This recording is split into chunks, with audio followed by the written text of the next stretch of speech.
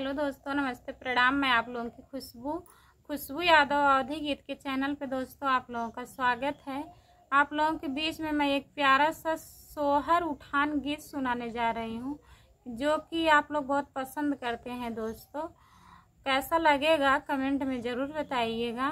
और जितने लोग हमारे चैनल पे नए हैं, प्लीज़ आप लोग से रिक्वेस्ट है, हमारे चैनल को सब्सक्राइब करिए, सपोर्ट करिए, आगे बढ़ाइए दोस्तों।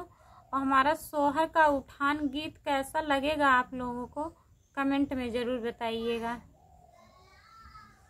तू चंदा उड़ जाया आकाश, लालन मोर खेलन के मांगे।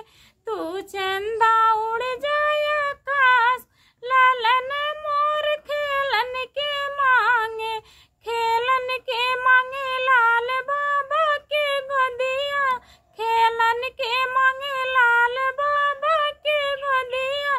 बाबा गए हैं परदेश, लालन मोर खेलन के मांगे। बाबा गए हैं परदेश, लालन मोर खेलन के मांगे। तू चंदा उड़ जाए आकाश, लालन मोर खेलन के मांगे। तू चंदा उड़ जाए आकाश, लालन मोर खेलन के मांगे। खेलन के मांगे लाल पापा के गोदिया, खेलन के मांगे लाल पापा के गोदिया। पापा गए हैं विदेश, लालन मोर खेलन के मांगे। पापा गए हैं विदेश, लालन मोर खेलन के मांगे। तू चंदा उड़ जाए आकाश, लालन मोर खेलन के मांगे। तू चंदा उग जाए आकाश, लालन मोर खेलन के मांगे। खेलन के मांगे लाल चाचा के गोदिया, खेलन के मांगे लाल चाचा के गोदिया। चाचा गए हैं कॉलेज, लालन मोर खेलन के मांगे। चाचा गए हैं कॉलेज, लालन मोर खेलन के मांगे।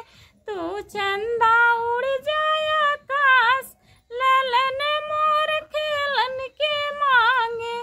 तू चंदा उड़ जाए आकाश, लालन मोर खेलन के मांगे। खेलन के मांगे लाल बुआ के गोदिया, खेलन के मांगे लाल बुआ के गोदिया।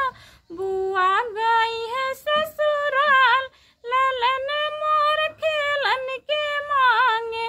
बुआ गई है ससुराल, लालन मोर खेलन के मांगे।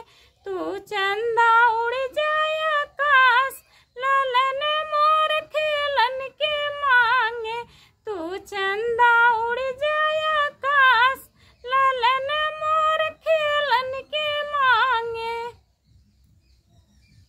कैसा लगा दोस्तों कमेंट में बताइएगा।